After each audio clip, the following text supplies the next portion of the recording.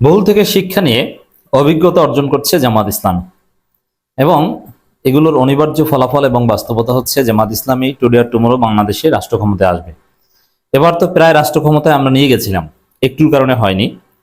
জামাতের অনেক ত্রুটি বিচ্যুতি ছিল, এগুলো এখন ওভারকাম করছে, পর্যালোচনা হচ্ছে, সামনে ক্ষমতায় আসবে। কারণ মানুষ কোনো না কোনোভাবে অভিজ্ঞতা অর্জন করে। বিরোধী দল হিসাবে জামাতের ৬৮ জন এমপি, তারা যে অভিজ্ঞতা অর্জন করবে, অনেক মেকানিজম ফাঁক ফোকর যা বুঝবে, এটা দিয়ে নির্বাচনে কারচুপি ঠেকানো থেকে শুরু করে ডিপ স্টেটের অনেক মেকানিজম জামাত মেনটেন করতে পারবে। শুধু তা না, ৬৮ জন এমপি, সামনে সিটি কর্পোরেশন মেয়র হবে, উপজেলা চেয়ারম্যান হবে, পৌরসভা মেয়র হবে, ইউনিয়ন পরিষদের চেয়ারম্যান হবেন। তা এই ওইসব জায়গায় কিন্তু ভোট চুরি বা জামাতকে হারিয়ে দেওয়া এত সহজ হবে না, একটা প্রভাব তৈরি হবে। তো ওভারঅল আরো নানান বিষয় ধাক্কা খেতে খেতে জামাত পোর খাচ্ছে।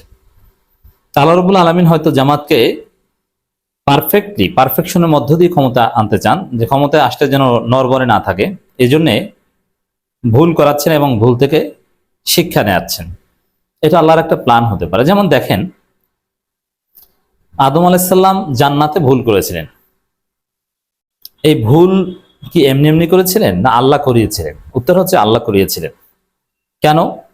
ওই ভুল করিয়ে ওখান থেকে শিখিয়েছেন যে ভুল করো, তওবা করো, ভুলটা এভাবে সংশোধন করতে হয়, এবং এই ভুল করবে এবং ওই ভুলের শাস্তিস্বরূপ জান্নাত থেকে দুনিয়ায় পাঠানো হবে।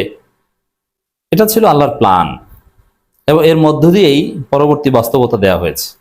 তো জামাতের যে ভুলগুলো, এগুলো ওভারঅল ব্লেজিং হবে এবং ওগুলো থেকে শিক্ষা নিয়ে তার অভিজ্ঞতা অর্জন করবে, ওই বেলতলায় আর যাবে না। দর্শক, তবে ভুলগুলো ধরিয়ে দিতে ব্যাপক সমালোচক দরকার।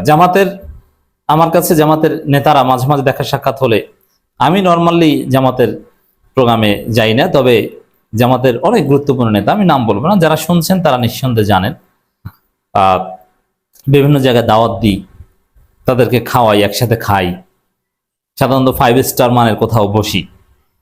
তো কোথাও দেখা সাক্ষাৎ হলে অথবা কারোর সাথে মাঝে মাঝে বাসা বাড়িতেও দেখা সাক্ষাৎ হয়ে যায়, কারোর সাথে এয়ারপোর্টে দেখা হয়ে যায়, তখন তারা অনেকেই জানতে চান, জিজ্ঞেস করেন যে জামাতের সংকটটা কি, ভালো দিক কি, খারাপ দিক কি, এই ধরনের দু একটা প্রশ্ন করে। সংকট জিজ্ঞেস করলে আমি যে প্রশ্নটার উত্তর দিই প্রায়, যে জামাতের সমালোচক নাই, তেল দেওয়া লোকের অভাব আছে। জামাতের সবচেয়ে বড় সমস্যা হচ্ছে যে সমালোচক নেই, বিশেষ করে নেতাদের ভুল ধরিয়ে দেওয়ার মতো লোক নাই। তার অধস্তন যারা, এখন লোক যারা আছে তারা দূরে থাকে। যেমন কিছু লোক আছে, সাপোজ আমরা কিছু সমালোচনা করি, কিন্তু আমরা তো আর তাদের সাথে চলি না, কিন্তু তাদের সাথে সবসময় যারা চলে তারা ভুল ধরিয়ে দেয় না। সাপোজ 12 ফেব্রুয়ারি নির্বাচনে আমার একটা প্র্যাকটিক্যাল অভিজ্ঞতা বলি। একজন কেন্দ্রীয় নেতা, তাকে জিজ্ঞেস করলাম যে অবস্থা কি আপনার এলাকার অবস্থা কি? তিনি বললেন যে অবস্থা তো ভালো, আমরা জিতে যাব। আমি বললাম যে আপনি এটা কিভাবে বুঝলেন? বলে যে এই মানে যেগুলো বললেন, আমি বলছিলাম এগুলো আপনি জানছেন কিভাবে, আপনি তো ঢাকায় থাকেন।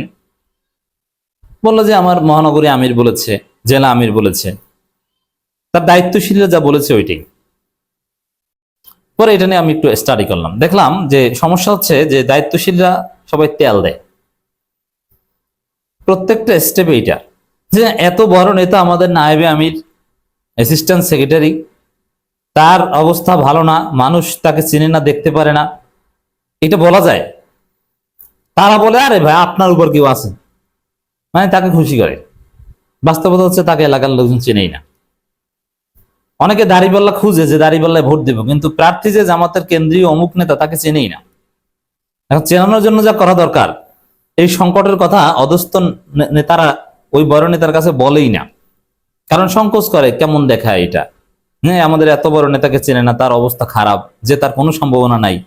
এটা যদি বলে যে আপনি, যেমন আমি বলেছি যে আপনার যে তার কোনো সম্ভাবনা নাই, তার মুখ কালো হয়ে গেছে, এখন এরকম কথা আমি বলতে পারি, কিন্তু তার অবস্থান কেউ এটা ভুলেও কল্পনা করে না। সংকট কিন্তু এই জায়গায়, সমালোচক নাই, ভুল ধরিয়ে দেওয়ার মতো লোক নাই। আর কিছু লোক যারা আমরা আছি, আমরা আবার দূরে থাকি।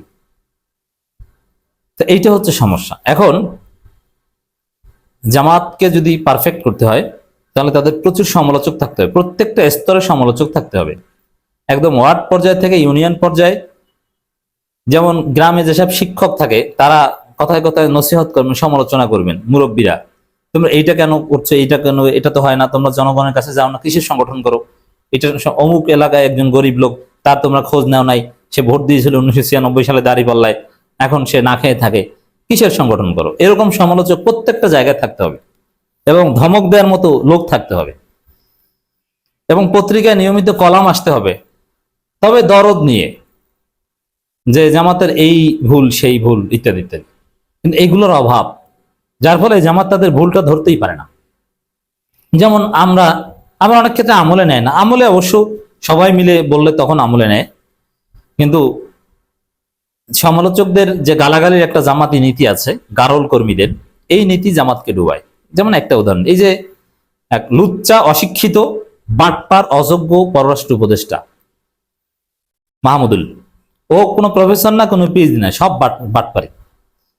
ওই লোকের বিরুদ্ধে আমি সহ আরো বেশ কয়েকজন জোরালো, আমি একদম লিখিত চিঠিও দিয়েছিলাম আমিরে জামাতের কাছে, কিন্তু তার টনক নড়েনি। 2 দফায় লিখিত চিঠি দিয়েছিলাম, এটা কখনো বলিনি, আজকে বললাম। তো জামাতের লোকজন উল্টা আমাদেরকে গালি দিছে।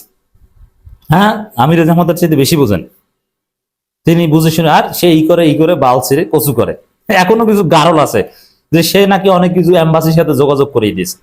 এই স্টুপিড গুলো বুঝে না যে এম্বাসি কেন জামাতের সাথে যোগাযোগ করেছে। মাহমুদুলের কোনো অবদানই নেই, ও ভালো ইংরেজিও বলতে পারে না। এরা এমন ঢাকা বিশ্ববিদ্যালয়ে কিছু সাবেক শিবির দেখলাম যে মাহমুদুলের পক্ষে, এরা কিচ্ছু জানে না, এরা আন্দাজের পক্ষে। এরা দেখে যে জামাতের সাথে সকাল সন্ধ্যা কূটনীতিকদের মিটিং হয়, এটা ভেবেছিল যে ওই মাহমুদুল বাটপারের অবদান, আসলে কিছুই না। What ever. এখন আমাদের মতো সবাই যদি এ বিষয়ে কথা বলতো, কেউ যদি ডিফেন্ড করতে না আসতো, তাহলে ওটা সমাধান আগেই হতো, জামাতের মান সম্মান এভাবে যেত না। এই জন্য ক্রিটিক নাই, এবং ক্রিটিক যারা আছে তাদেরকে জামাতি গালাগালি, এগুলো জামাতকে ডুবাচ্ছে। এটা সমাধান করতে হবে। আমার দেশ একটা রিপোর্ট লিখেছে, এই ধরনের রিপোর্ট আমি মনে করি সপ্তাহে একটা হওয়া দরকার বিভিন্ন পত্রিকায়, দরদ নিয়ে। অনভিজ্ঞতায় ভুগছে জামাত ইসলামী, এখানে জামাতের অনেক ত্রুটি যেটা এক্সপিরিয়েন্সের অভাবে করেছে জামাত, এটা তুলে ধরেছে, দরদ নিয়ে সমালোচনা করা হয়েছে, ভুল ধরিয়ে দেওয়া হয়েছে, এবং এই ভুলগুলো অলরেডি জামাত সংশোধন করছে, এবং এখনো কিছু ভুলের দৃষ্টি আকর্ষণ করেছে আমার দেশের এই রিপোর্ট, যার উপর জামাত এখন ইস্তেকামাত আছে। তাই আশা করি জামাত প্রথম আলোর এই আমার দেশের এই রিপোর্টের উপর ভিত্তি করে, সমালোচনার উপর ভিত্তি করে তাদের টনক নড়বে বা এটা নিয়ে পর্যালোচনা করবে। তো অনেক কিছু এখানে বলেছে। প্রথমবারের মতো দেশে সর্ববৃহৎ রাজনৈতিক দল বিএনপির প্রধান প্রতিদ্বন্দ্বী হিসেবে নির্বাচনে অংশগ্রহণ করতে গিয়ে বেশ কিছু বিষয়ে জামাত ইসলাম অনভিজ্ঞতা প্রকাশ করেছে। নির্বাচনে প্রচারে নারী নীতি নিয়ে দলীয় অবস্থানের অপ্রস্তুতির বিষয়টি ভোটারদের দৃষ্টি এড়ায়নি। নারীদের 5 ঘন্টার কর্মঘণ্টার প্রস্তাবটি বাস্তবের সঙ্গে নীতি নির্ধারকদের অসঙ্গতির প্রকাশ ছিল। পোলিং এজেন্টদের যথাযথভাবে প্রশিক্ষণ দেওয়া হয়নি। অনেক পোলিং এজেন্টকে ভোট গণনার সময় খুঁজে পাওয়া যায়নি। এছাড়া শৃঙ্খলার অভাব ছিল এবং তাদের ম্যানিফেস্টো ভালো হয়নি, এবং ওই যে পররাষ্ট্র উপদেষ্টাকে নিয়ে, এবং সকালে এক কথা বিকালে এক কথা, অনেক কিছু। আবার নতুন একজন বর্তমান একটা ভুল নিয়ে এখানে দৃষ্টি আকর্ষণ করেছে, ডক্টর ইফতিখারুজ্জামান বা এরকম একজন সাবেক তত্ত্বাবধায়ক সরকার একজন উপদেষ্টাকে জামাত তাদের পররাষ্ট্র পরামর্শক হিসেবে নিয়োগ দিয়েছে। এটা নিয়েও প্রশ্ন তুলেছে যে এটাও আবার ওই মাহমুদুলের মতো কাণ্ড হয় কিনা। তো এগুলো জামাত আশা করি পর্যালোচনা করবে। দেখেন এখানে ওই যে ইফতেখারুজ্জামানের কথা যেটা বলছি, ডক্টর, উনি অরিজিনাল ডক্টর এবং উনি হেভিওয়েট লোক, মাহমুদুলের মতো স্যাসরা না। এখন অ্যাটলিস্ট মারাত্মকভাবে প্রতারিত হবে না, ভুল হবে কিনা তারপরে জামাত এটা পর্যালোচনা করবে।